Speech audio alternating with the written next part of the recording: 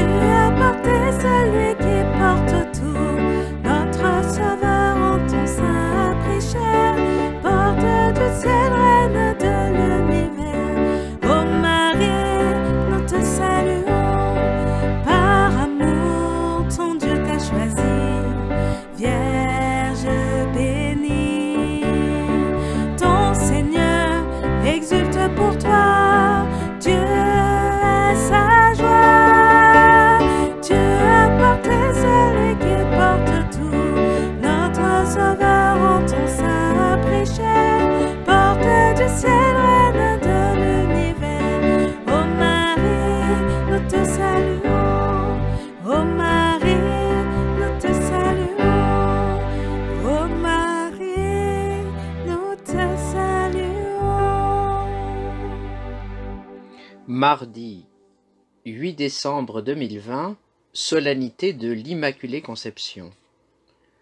Première lecture, livre de la Genèse, chapitre 3, versets 9 à 15, psaume 97. Deuxième lecture, lettre de saint Paul apôtre aux Éphésiens, au chapitre 1, versets 3 à 12.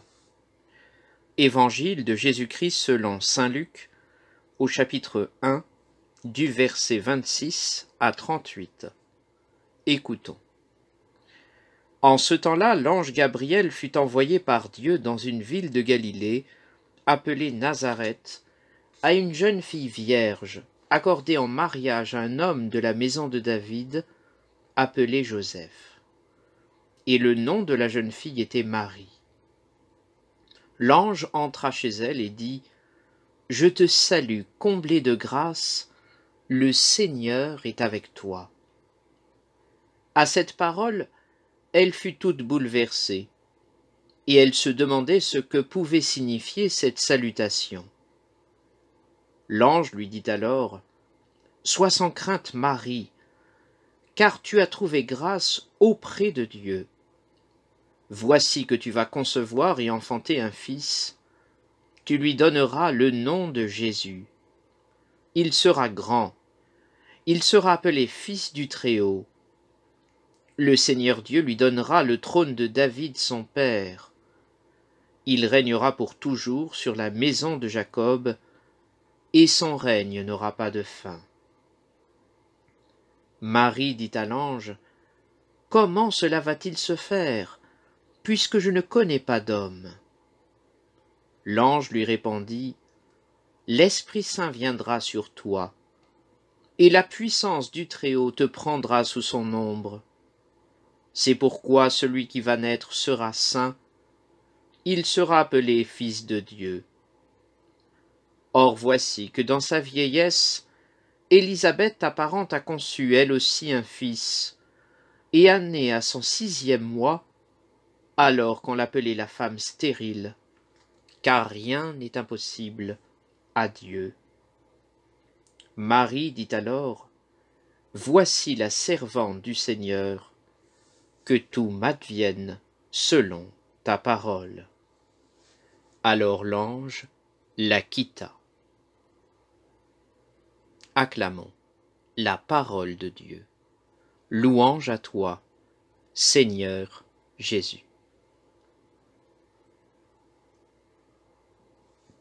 En ce 8 décembre, nous fêtons donc la solennité de l'Immaculée Conception. Qu'est-ce que cela signifie? Cela signifie que la Vierge Marie fut dès sa naissance préservée par la grâce de Dieu, par les mérites du Christ, de tout péché en vue de sa maternité divine. C'est-à-dire que Dieu a de toute éternité jeté son regard de miséricorde sur la Vierge Marie, en vue de faire naître en elle son Fils bien-aimé Jésus-Christ, afin qu'il devienne notre frère aîné. C'est d'ailleurs ce que précise saint Paul dans sa lettre aux Éphésiens. Il nous a prédestinés à être pour lui des fils adoptifs par Jésus le Christ. Voilà la grâce des grâces, que Jésus-Christ devienne notre frère aîné. Alors pour ce faire, il convenait que Jésus se trouve dans un temple saint, un temple immaculé, ne naisse pas n'importe comment et n'importe où. Et c'est pourquoi la Vierge Marie fut préservée du péché originel. Nous ne pouvons intérioriser et comprendre cette vérité qui est un dogme de l'Église catholique qu'en rapport avec la maternité divine de Marie.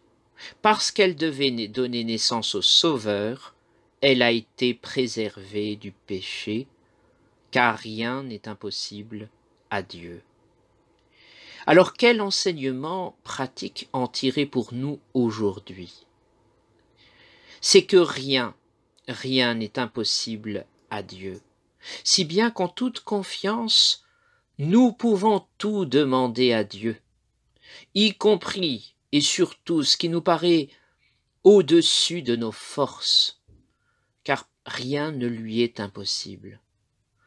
Nous devons donc en toute confiance nous tourner vers le Père et lui dire comme Marie, « Seigneur, que ta volonté se fasse en moi. Je te donne tout, je te donne mon cœur, je te donne ma confiance, parce que je sais que tu veux le meilleur et le bonheur pour moi. » Prions. Seigneur, tu as préparé à ton Fils une demeure digne de lui par la conception immaculée de la Vierge. Puisque tu l'as préservé de tout péché par une grâce venant déjà de la mort de ton Fils, accorde-nous à l'intercession de cette Mère très pure, de parvenir jusqu'à toi, purifiez nous aussi de tout mal, par Jésus le Christ notre Seigneur. Amen.